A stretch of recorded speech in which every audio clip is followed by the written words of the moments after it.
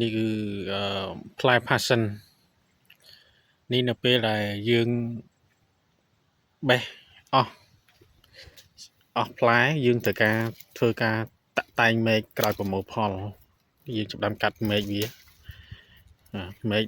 ចាប់ផ្ដើមកាត់វាដើម្បីឲ្យវាលាស់បំពង់ថ្មី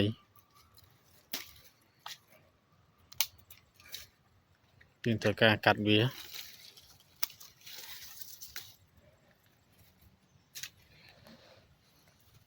ចាប់ផ្ដើមស្បោយផ្លែយើងត្រូវការកាត់វាដើម្បីឲ្យវាលាស់បំពង់ថ្មីនោះវានឹងចេញដៃថ្មីមែកថ្មីហើយនឹងវានឹងចាប់បានផ្កាមកវិញ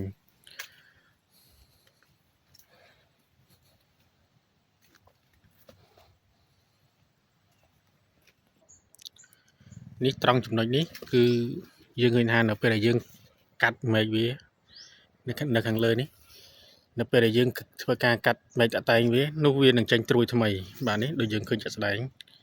បាទត្រួយថ្មីវាកំពុងចេញមកនេះក៏ត្រួយថ្មីដែរយើងចេញពីមែកវាបាទនេះប្រហែលជា20ថ្ងៃក្រោយឬក៏30ថ្ងៃក្រោយវានឹងចេញផ្កាមកម្ដងទៀតហើយបាទនេះក៏សុទ្ធតែជាមែកដែលវាទៅចេញថ្មីដែរបាទអាហ្នឹងបន្ទាប់ពីយើងធ្វើការកាត់មែកវាហ្នឹងដូចបែបនេះគឺយើងត្រូវការកាត់វាដើម្បីវាលាស់មែកថ្មីបាទ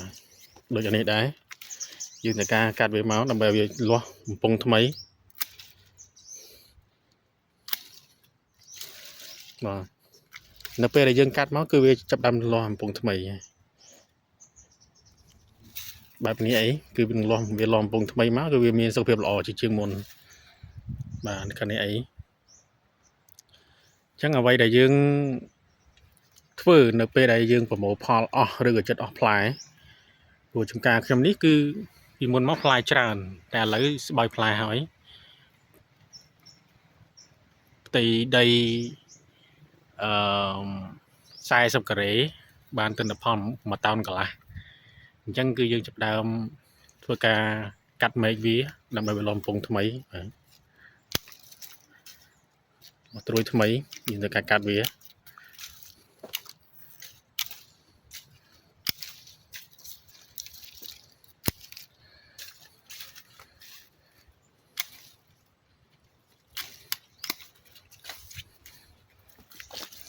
មែកនេះទៀតយើងត្រូវការកាត់វាមែកនេះទៀត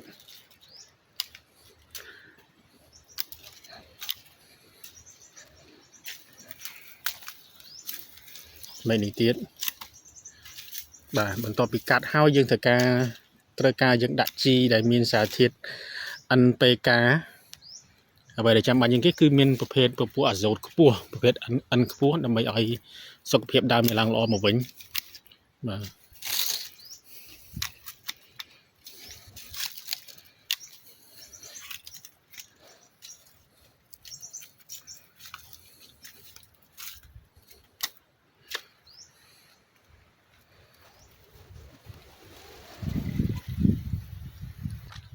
បាទនេះសុទ្ធតែជាមែកដែលយើងធ្លាប់កាត់ហើយវាចាប់ដើមដុះមកវិញបាទដុះមកវិញចាប់ដើមដុះមកវិញហើយមែកនេះដូចគ្នាយើងចាប់ដើមកាត់ពីវគ្គមុនអញ្ចឹងវាចិត្តចេញតាមនេះមកវិញហើយអញ្ចឹងមែកនេះយើងកាត់ចោលយើងតែងវា